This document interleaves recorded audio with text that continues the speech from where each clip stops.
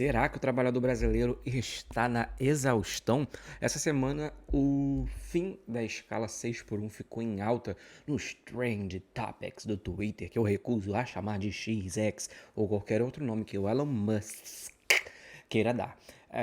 E nesse episódio de hoje a gente vai conversar um pouco sobre os impactos na economia. Eu fiz alguns vídeos explicando um pouco melhor nas redes sociais em geral, e isso rendeu também algumas discussões, alguns reposts, e neste episódio eu vou tentar trazer um panorama geral e te dar informação que você precisa, tanto para formar a tua opinião, quanto também para tirar suas possíveis dúvidas.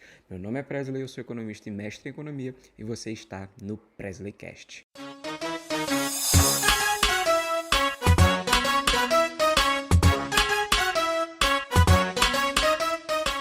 Décimo episódio, hein? Pra quem disse que eu ia parar no terceiro, tomou na tarraqueta.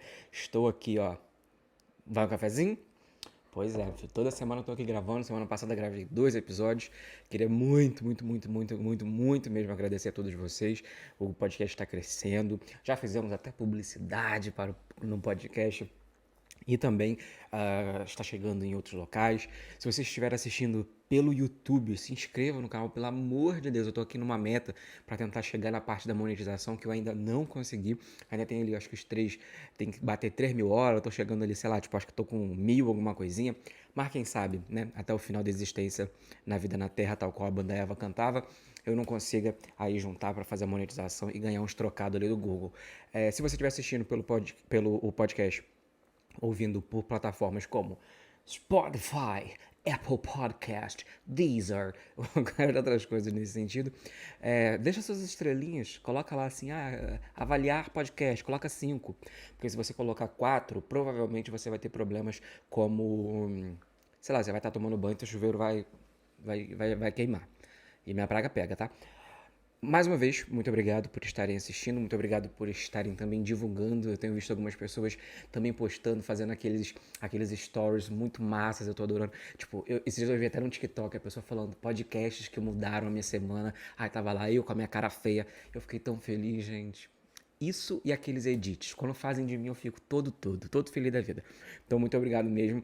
E sempre que eu consigo, eu vejo. Então, me marquem, porque eu vou adorar estar comentando, estar repostando e seguindo vocês também. Mas vamos ao assunto que interessa aqui, né? Falar dessa famosa polêmica escala 6 por 1 e o fim ou continuidade dela, né? Essa discussão tá rolando para cima e para baixo aí nos senados da vida, na Brasília, para cima e para baixo. E tem algumas pessoas que estão com a confusão, né? No tipo, o que tá acontecendo e tudo mais, o que significa. Então, para quem nunca ouviu nada, eu vou fazer um resumo rápido, porque para quem já sabe, isso vai ser até chato, né? Mas, o que seria a escala 6 por 1? É a escala de que você trabalha, por exemplo, de segunda a sábado e folga no domingo. Ou, sei lá, de terça a domingo e folga na segunda. E por aí vai. Geralmente, os trabalhos que são considerados mais braçais, né? E também de escala de comissionamento, de serviços básicos de prestação à sociedade, como mercado, farmácia e tudo mais, geralmente mantém muito esse regime, essa jornada de 6 por 1. E aí, o que a gente está percebendo como sociedade nas últimas décadas, né? Que a galera tá ficando exausta em vários aspectos, né? Tanto fisicamente quanto mentalmente. E essa exaustão tem gerado um custo não somente para os cofres públicos, como um custo social também, né? Porque a gente tem ali, obviamente, várias pessoas que estão passando por problemas. Eu vou trazer alguns dados aqui para não tirar do rabo, vocês falarem, meu Deus do céu, onde que inventou essas coisas? Então, né, tô trazendo aqui informação embasada em pesquisas de órgãos sérios. Eu levei a semana inteira trazendo esses dados para vir uns boca de caçapa falar comigo que esses dados são inventados, cadê a fonte? Aí nos vídeos eu tô realmente, literalmente falando da onde eu tirei o dado, mas o cabra que é o cabeça de cabra. Deixa eu ficar quieto. Enfim, vamos lá, né? Por que está em alta, né? Porque agora a discussão está entre quais deputados apoiam e quais deputados não apoiam, né? Chocando um total de 0 pessoas, a bancada do PL, que se bobear, se capaz qualquer hora dessa aí querer revogar também a própria Lei Áurea, eles falaram o seguinte: reduzir a jornada de trabalho das pessoas sem reduzir o salário delas vai gerar um problema para o empregador. E aí vamos começar por partes, tentando pegar isso daí, né? A primeira coisa que eu acho que eu já chamaria atenção aqui para que a gente ficasse desperto e ligeiro para o que está acontecendo é basicamente o seguinte: você tem lá um monte de homem branco, em sua maioria, que trabalha numa escala de 3 por 4, ou seja, se eu não me engano, eu acho que eles trabalham 4 e folgam 3. Mas se for o contrário também, né? O do lado tá ruim. Pra gente, né? Não pra eles. Pra eles tá maravilhoso. Se puder, trabalha até menos, né? Isso, inclusive, tem uns que falam que trabalham, né? O Robinho Nunes, eu vi esses dias, ele falando que ele trabalha 7 por 7, que ele todo dia ele trabalha. Mas mentira, porque ele falta cada coisa, meu filho. Que eu fui ver as ausências dele. Tá faltando mais do que a gente na escola quando a gente fala, não queria ir porque brigava com um amiguinho que a gente gostava. Mas, vamos lá. Eles falaram sobre essa lógica de que não faz sentido e isso geraria desemprego. A primeira coisa que a gente precisa sempre lembrar é que quando você está falando sobre qualquer tipo de melhoria para a vida do trabalhador, isso incorre para um custo para o empregador. Se você eleva o custo do empregador, você diminui a margem de lucratividade em definição, né? Por definição. Por que eu estou falando isso? Por definição. Porque os dados que a gente vai conversar daqui a pouquinho vão mostrar pra gente que nós vamos ter um ganho de produtividade. Ganho de produtividade, quase 100% das vezes, impera o ganho também de lucratividade. Então, primeira coisa, eles falaram lá sobre essa questão do desemprego em massa que vai ser gerado. Quando foi estipulado o 13º salário, as férias remuneradas, o descanso remunerado, a licença maternidade e o pagamento do FGTS, se eu não me engano, não. O FGTS não, era outra coisa também, eu não vou lembrar agora. Mas enfim, em todos esses casos você pode procurar aí, você pode perguntar para qualquer historiador que você quiser. Todos esses casos utilizaram o medo do desemprego. Por quê? Porque essa é a forma que você tem de fazer com que o trabalhador se junte à própria classe que não está querendo o direito do trabalhador. Então você fala com ele, fala, olha, se porventura eles me obrigarem a aumentar o salário mínimo, caramba, infelizmente, a gente vai ter que te mandar embora. Será que mandaria mesmo? Não mandaria. E aí, se você observar todos os itens que eu falei aqui agora, eu tenho certeza, do meu cubo cachorro, se porventura as empresas hoje estão fechando porque precisam pagar 13º. Muito pelo contrário. Mais uma vez, isso vem de um pensamento que a gente já conversou, eu não lembro qual episódio que foi. Do CLT não quer trabalhar, né, se eu não me engano. Eu não vou lembrar agora, mas acho que foi o episódio 4, 6, sei lá. Tá lá, vocês procuram, vocês acham que vocês são inteligentes pra caramba, eu confio no potencial de vocês. Mas o rolê é o seguinte, a gente tem no Brasil hoje uma classe dos empregadores, sobretudo a galera da classe média que ascendeu um pouquinho e já começou a se ver como burguesia, eles estão muito encalacrados, adoro essa palavra, não sei nem se ela existe, mas elas estão enraizados aquela com aquele sentimento da servidão, né? Então, a pessoa, o empregado dela, não é um colaborador, como a galera do LinkedIn ama, mas é quase um escravo. Então ele tem que ser devoto, o trabalhador, ele tem que entregar tudo que ele pode e aquilo que ele não pode para o trabalho. Então, ele tem essa linha de raciocínio que vai fazer com que o próprio trabalhador seja visto como um custo e não como um investimento. Aí eu te pergunto, você acha que realmente a Magazine Luiza, Ricardo Eletro já até fechou, olha como é que tá a minha cabeça, né?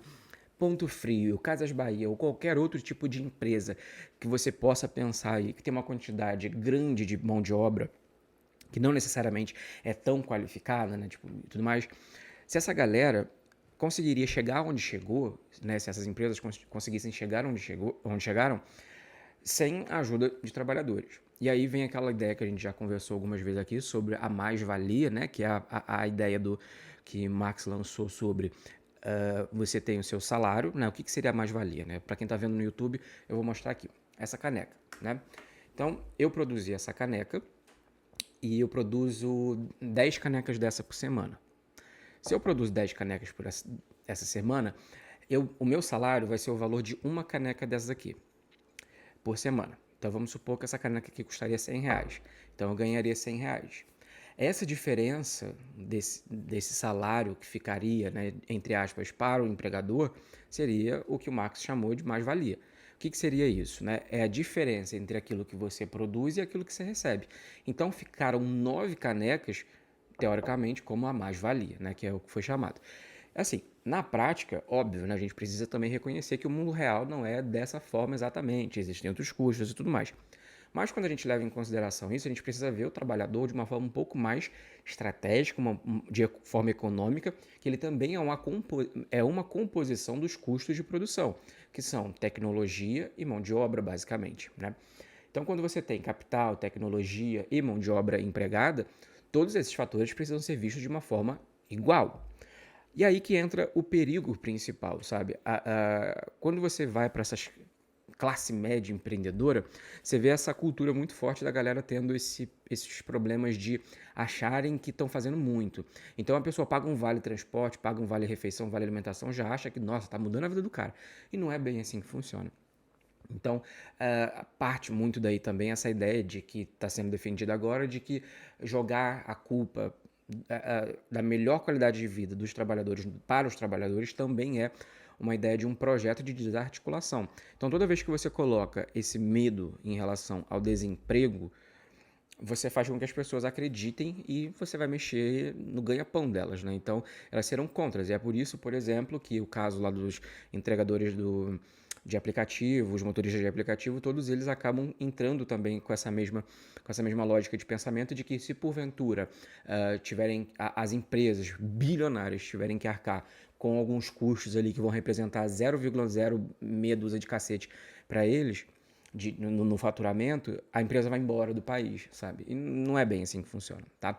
Mas vamos a alguns dados aqui que eu acho que vai ser interessante, né? Segundo a OMS, e aí a gente já vai entrar aqui confrontando essas ideias do porquê que o PL está errado, né? Mais uma vez, em relação a isso. Segundo a OMS, cerca de 12 bilhões de dias ao ano, obviamente, né, gente? O ano tem 365. A gente está falando de dias trabalhados de pessoas no geral, tá? Também não, né? Vamos se esforçar aí. Que são equivalentes a 1 trilhão de dólares são jogados fora por causa de problemas relacionados à saúde mental e exaustão no trabalho. Uma pesquisa aqui feita na verdade globalmente pela People at Work em 2003, o nome do estudo, caso você queira procurar aí para depois não falar que eu estou inventando, chama a Global Workforce View, do ADP Research Institute.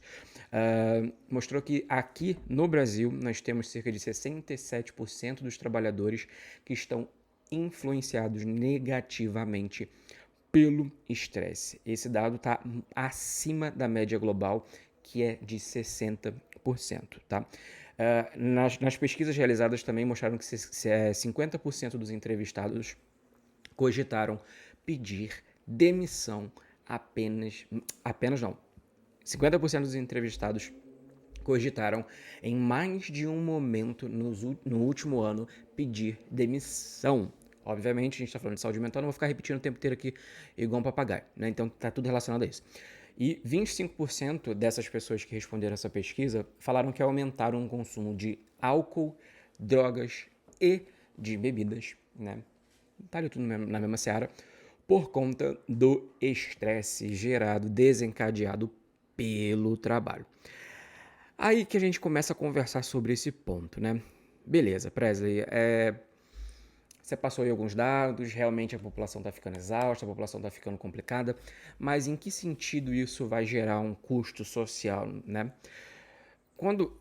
Esse último ponto que eu falei, por si só, tanto da saúde relacionado já mais diretamente, como o aumento do consumo do cigarro, drogas e bebida, isso vai gerar um custo para os órgãos de saúde mundiais, né? Então, eu vou tentar trazer a linha de raciocínio só para o Brasil, porque aqui a gente tem o SUS, né?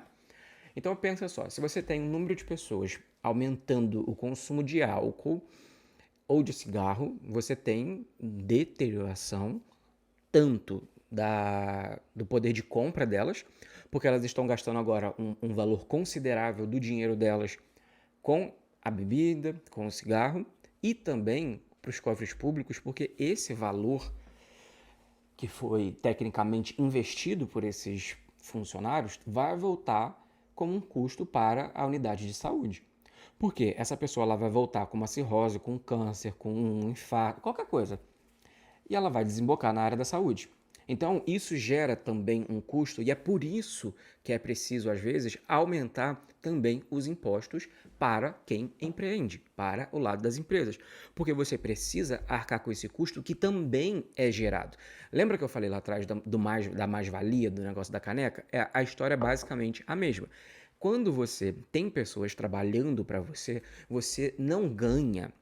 Eu não estou falando paga, eu estou falando de ganha. Apenas aquilo que você está recebendo, você está extraindo dela muito mais do que você paga para ela. E é essa a lógica do trabalho. Porque se não fosse rentável você contratar alguém para trabalhar para você, não teria lógica econômica em fazer contratação. Então, para você contratar alguém, aquilo tem que valer a pena. E não é valer a pena de ficar na conta, no elas por elas, não. Você ganha muito mais daquilo que você recebe. E óbvio, mais uma vez vai vir coach de finanças, coach liberal, para falar que empreender é muito caro no Brasil, que tem muito imposto sobre. Sim, de fato tem.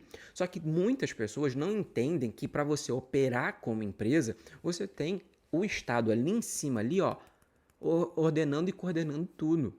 A questão da saúde é uma coisa que eu falei também. Então, quando o seu empregado, o seu colaborador, tem algum problema relacionado à saúde e ele vai para a fila do SUS fazer alguma coisa, pegar um remédio, fazer algum tratamento, é o dinheiro de imposto que é utilizado. E aí você busca aquela causa, por que ele ficou ruim da cabeça e infartou? Porque, sei lá, porque o moço da banca das couve tá enchendo o saco dele porque o cara não tá vendendo couve o suficiente. E aí ele gera estresse, gera perturbação na cabeça, gera... E aí pronto, pá, o cara vai lá e dá uma entupida nas veias, pronto, vai pro estado. E aí o cara reclama falando que é muito difícil empreender. Então assim, tá vendo como que essa discussão ela precisa ser sentada entre todas as partes e conversada de uma forma que isso se torne melhor para todos os lados, mas que quem está agora sem o poder de barganha é o trabalhador. E é por isso que a gente precisa ver, demonstrar com dados, demonstrar com essas ideias, que tanto para o lado do empregador quanto para o lado do empregado, pensar em melhor condição para o trabalhador é melhor. Já parou para ver na sua própria vida, no tipo assim, quando você tá exausto, cansado, você não fica mais rude, estressado, ignorante, você briga com Deus e o mundo, você arruma que zumba com geral, você tá chutando a cara de todo mundo, se a pessoa te fala bom dia, você manda ela pra merda? Isso não te gera um prejuízo? Então pensa se você tivesse um pouco, no dia que você tá mais tranquila, no dia que você vai lá e dá uma furunfada, no dia que você tem tempo para poder, sei lá, um domingo, você não fica um pouco mais feliz até a hora que chega a vinheta do Fantástico? E a ideia aqui não é diminuir a questão do trabalho, e não é trabalhar mais, é trabalhar melhor. Então, alguns dados já mostraram exatamente esse ponto, inclusive do lado da saúde, ainda falando sobre isso, só no ano passado, quase 300 mil, foram cerca de 289 mil pessoas que foram afastadas no Brasil pelo INSS. 290 mil, tá? Só em 2023. Esse foi um crescimento de 38% se comparado a 2022, relacionados a questões como transtorno mental, comportamental relacionados ao trabalho. É a segunda maior causa de afastamento no Brasil hoje, depois de lesão corporal. Ou seja, caiu da escada, quebrou um braço, não sei o que, aí teve que se afastar, né? O que acontece bastante. Mas é a segunda causa.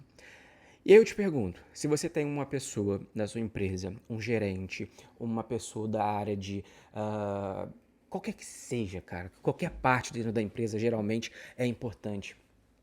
Se você tem essa pessoa e essa pessoa do nada, ela tem um AVC por causa de estresse, você perde essa mão de obra, o custo de contratação vai ser maior.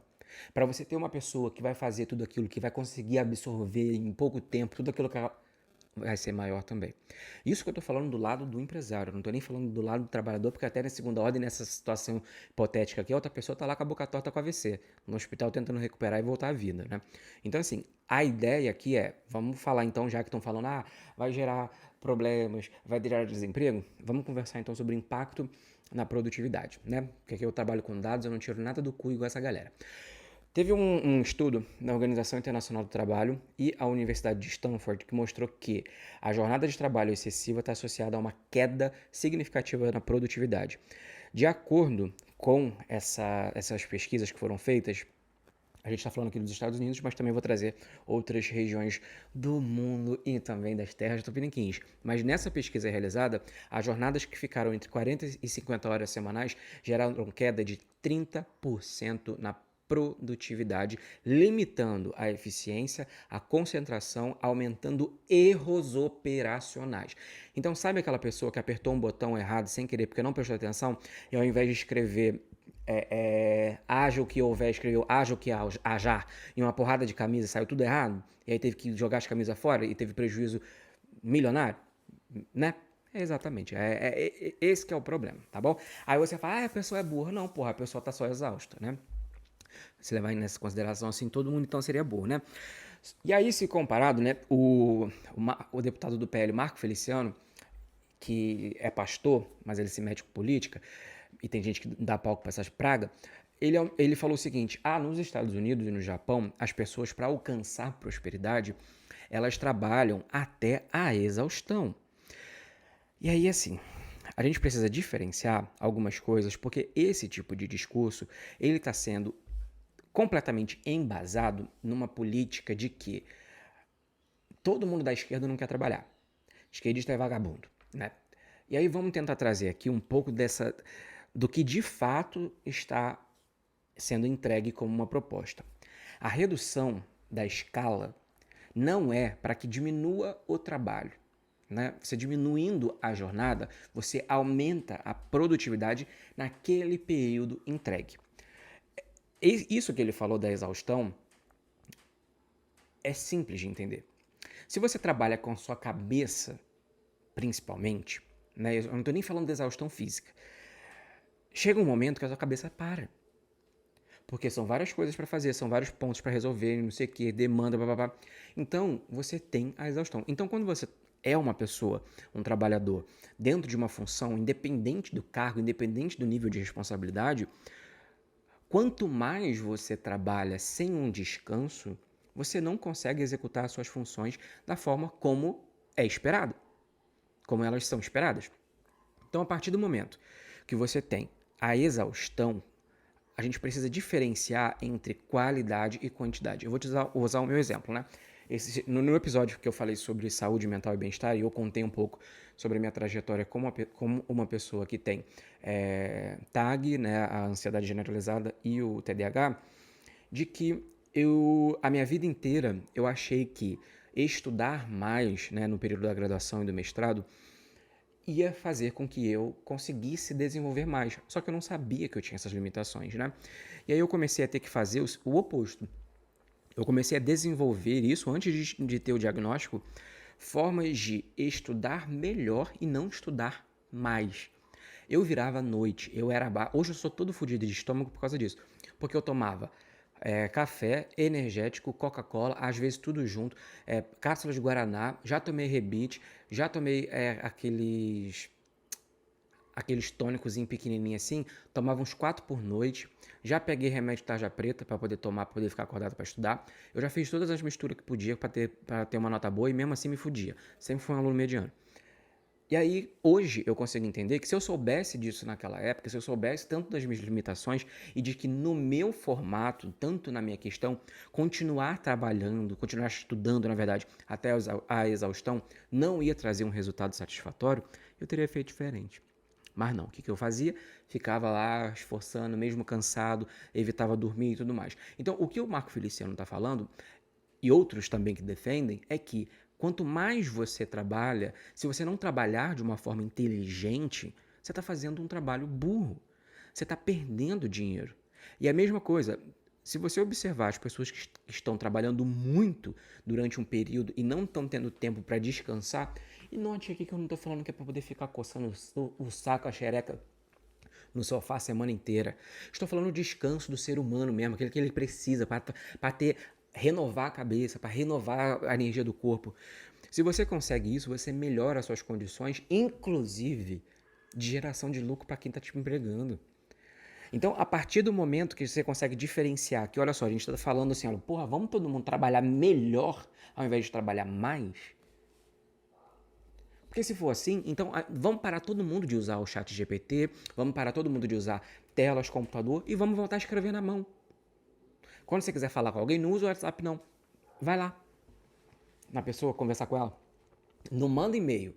Escreve uma carta e vai lá entregar pro filho da puta. Então, assim, o que eu tô tentando mostrar aqui é que existe hoje evolução científica, existe recurso, existem várias ferramentas e estudos que mostram pra gente que a exaustão, a qualidade não está intimamente ligada com a quantidade.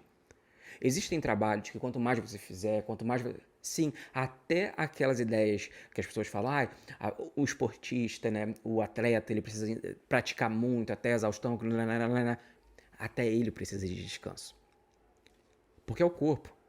Então, não tem essa questão da gente analisar por esse lado, falar sobre melhores condições de vida para o trabalhador, sem enxergar por essa ótica de que todo mundo sai beneficiado. Nós estamos evoluindo como sociedade. Então a gente não tem que regredir, não tem que botar mais horas, porque não vai adiantar. Então, a própria, isso que o Marco Feliciano falou, né, que eu tô dando essa volta do cacete pra explicar, ele falou, o Japão e os Estados Unidos a galera trabalha na exaustão. Ok, trabalha na exaustão, mas 30 anos tá infartando e tá ficando em estado vegetativo. Aí a família se endivida toda, porque, né, no caso de lá, né, não tem sistema de saúde público, ou a pessoa morre, ou a pessoa fica sequelada pro resto da vida. Então, assim, será que isso é uma economia inteligente ou não é uma economia burra? Eu prefiro muito mais trabalhar de uma forma produtiva durante toda a minha vida e continuar sendo produtivo do que trabalhar igual um capeta até, sei lá, 25 anos, 30 anos, 35 anos, 40 anos e depois servir ali para poder ficar, enfim, sendo o terror do INSS, né? E falando em caso pelo Japão, uma pesquisa foi feita lá na Microsoft do Japão e essa pesquisa mostrou que 40% foi o aumento na produtividade quando diminuíram. 40%, tá? Eu não estou falando 2%, 3%, não, 40%, tá bom? No aumento de produtividade quando reduziram para 4 dias de trabalho. Então, se todo mundo trabalhasse a mesma quantidade de horas que os deputados trabalham no dia a dia deles, talvez a gente teria 40% a mais. Mas você está comparando economias com... Sim, então a gente precisa analisar casos que deram certo e replicar aqui. No Brasil, tem estudos também. Vou passar de uma forma bem rápida, mas a Fundação Getúlio Vargas já encontrou resultados semelhantes aqui na redução de trabalho, em setores principalmente de alta demanda, né? Opa, virou aqui. Esses setores de alta demanda, eles foram... uma carga horária reduzida contribuiu para uma maior atenção às tarefas, diminuiu o índice de erro operacional e, além disso, evitou retrabalho, melhorou a qualidade das interações das pessoas no meio corporativo e gerou mais produtividade, tá bom? Segundo a OMS, para cada $1 gasto com ação que vá prevenir problemas na saúde mental, você tem uma devolutiva de $4 em produtividade. O que significa isso? Você tem um ganho de 4 vezes mais. Estou falando isso para dizer que em todos os casos vai ser dessa forma? Não. Estou falando que a gente precisa avançar essa discussão. A gente precisa entender o que está acontecendo, observar mundo afora.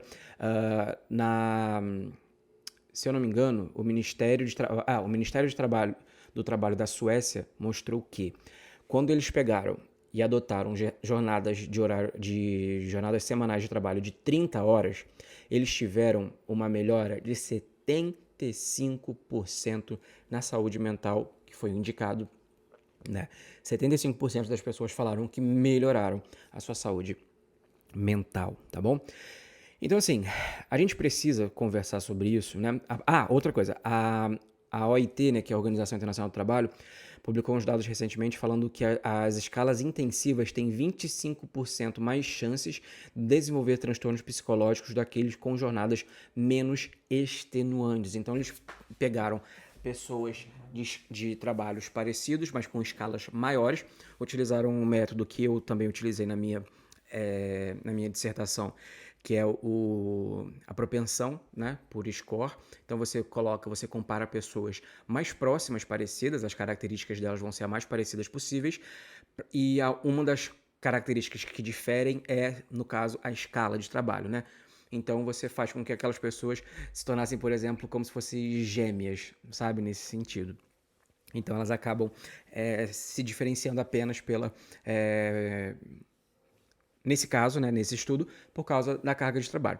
Então, nesse ponto aqui, eles viram que as pessoas que são muito parecidas, elas apresentam 25% a mais, tá? Não estou falando assim, 25%, não, 25% a mais de exaustão em relação aos que têm escalas consideravelmente menores, tá?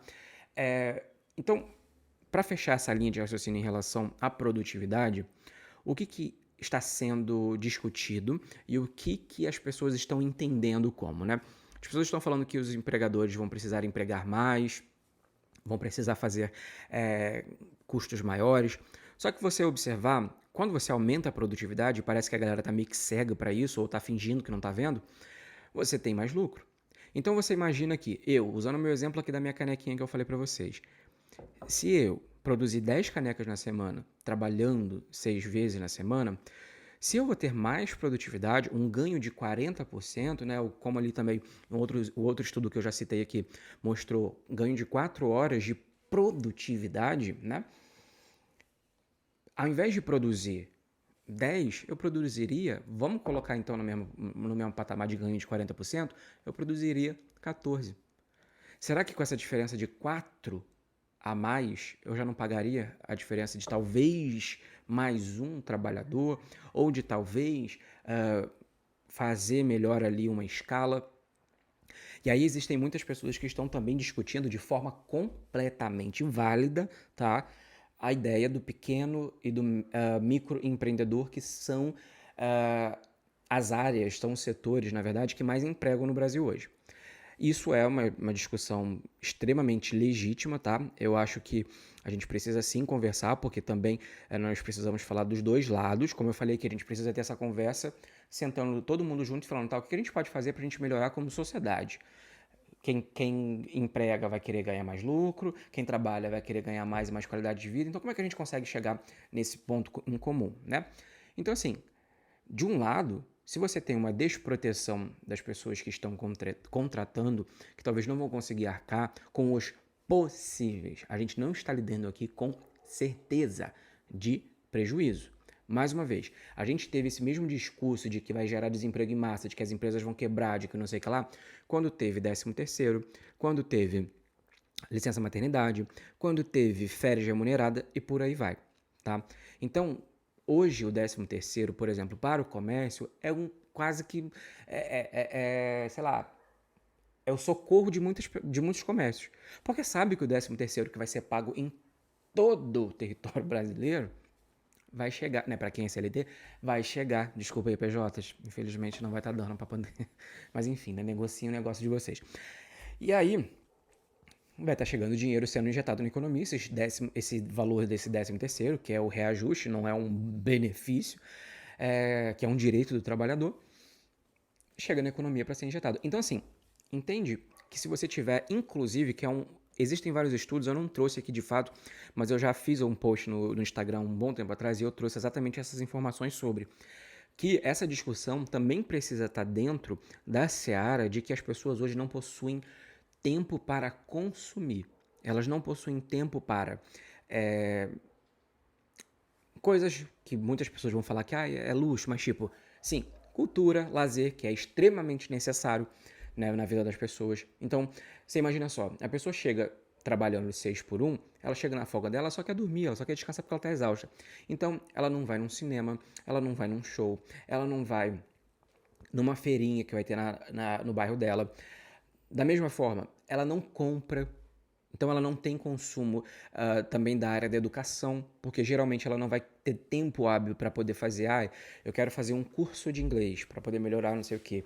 Por quê? Porque, porra, ela já tá tão exausta com a rotina, com a vida dela no sentido geral, que ela não quer, sabe? Então, da mesma forma, ela também não tem acesso a outras questões também, por exemplo, melhores cuidados com a saúde, a atividade física, outras coisas também, a questão da educação também que eu falo, entra não somente nos cursos, mas, pô, comprar livros, participar de eventos, de palestras e tudo mais. Então observa que tudo isso que eu estou falando, você tem de um lado a população que em sua maioria é empregado, exausta e sem ter tempo para poder jogar dinheiro na economia. Ah, mas as pessoas hoje não têm dinheiro para isso. Talvez não tenha porque quem tem dinheiro também pode estar exausto por essa escala e continua com dinheiro. Então, por exemplo, no caso do Japão, né, que lá tem um efeito contrário. Eles estão fazendo estímulos para as pessoas consumirem, porque as pessoas também estão relacionadas com essa questão do trabalho muito forte, e elas estão preferindo poupar o seu dinheiro a jogar dinheiro na economia. Então, elas preferem ficar em casa, elas preferem ficar na delas, elas acabam se isolando mais, consomem menos e, por sua vez, a economia sai perdendo. Porque você imagina só, se todo mundo começar a ganhar seu dinheiro e parar de consumir e deixar seu dinheiro rendendo no banco. No banco não, né? Na corretora. A gente, como um todo mundo sai perdendo. Então, você não tem dinheiro girando, você não tem economia girando, né?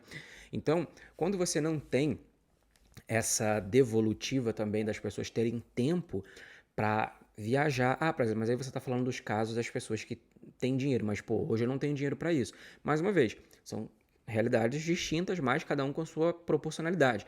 Então, talvez hoje as pessoas, por exemplo, eu gosto de usar muito o exemplo do carnaval, né? Como o carnaval movimenta dinheiro. Por quê? Porque é uma semana que todo mundo para de trabalhar. Não estou falando que isso é o proposto, mas vem gente do mundo inteiro para o Brasil, vem gente de tudo quanto é canto para as regiões que são fomentadas pelo carnaval, e você tem ali um ganho em escala, principalmente das pessoas que estão relacionadas aos trabalhos autônomos, né?